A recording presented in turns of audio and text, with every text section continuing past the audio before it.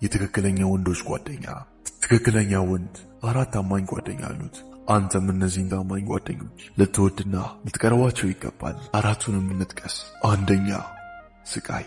ይህ ዓለም የሳቅና የደስታ የፈንጠዝያ አይደለም። ሕይወት በራሷ ለውጥ ነች። ለመለወጥ ብለህ መጽሐፍ ማንበብ፣ ፊልም መመልከት፣ አነቃቂ ነገሮችን ማየት ነው ትለኛለህ። ግን እውነታው ያለ ስቃይ ለውጥ የለም። ስቃይ እንድትለወጥ አድርጎ ያሰለጥናል፣ ይለውጣል። ስቃይ ለተጠየፈው ሳይሆን ባልንጀራ ነው ማድረግ ያለብህ። ልትወደው፣ ልታቀርበው እንዲሁም ልትጋብዘው ይገባል።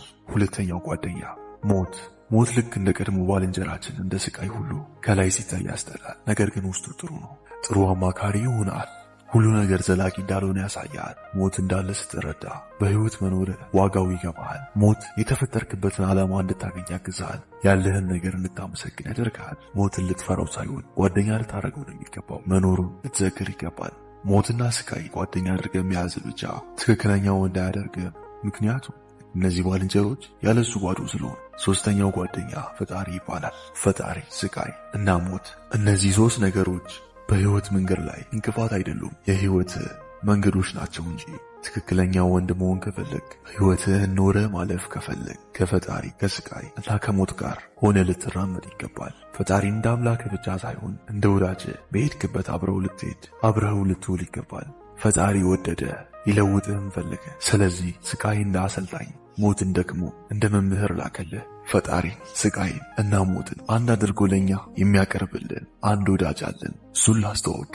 ስሙ አሁን ይባላል። አሁን ማለት ትልቅ የተሰጠ ጊዜ ናት። የትላንትን ጥላ ሳትለበት በነገ ምኞት ሳታደፈርሰው አሁን ላይ ሶስቱንም ጓደኞችን ጠርተህ ዘክረህ እንዳሉ አስበህ እንደሚከሰቱ ተገንዝበህ እንዲሁም ተቀብለህ አሁንም መኖር ጀመር። ያኔ በዚህ ሕይወት መጨረሻ ላይ ራስህን ትክክለኛ ወንድ እና ሰው ሆነ ራስህን ታገኘዋለህ።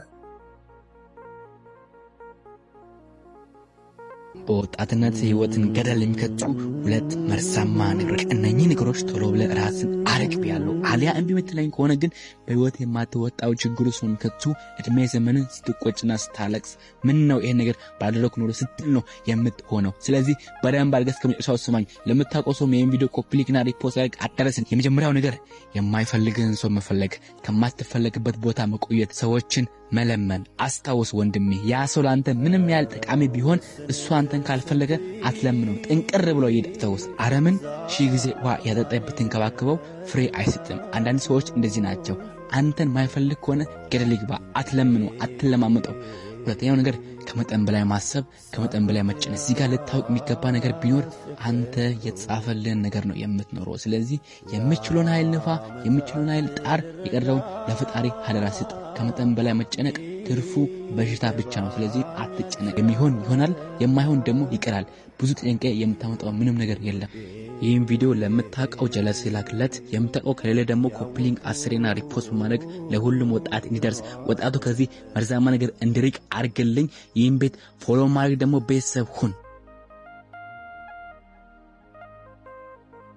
እውነተኛ ወንድ መሆን ትፈልጋለህ? ከፈለክ እውነተኛ ወንድ የሚያደርግን ነገር ልንገርህ። በደንብ አዳምጠኝ። እውነተኛ ወንድ አይጠጣም፣ አይቅምም፣ አያጨስም።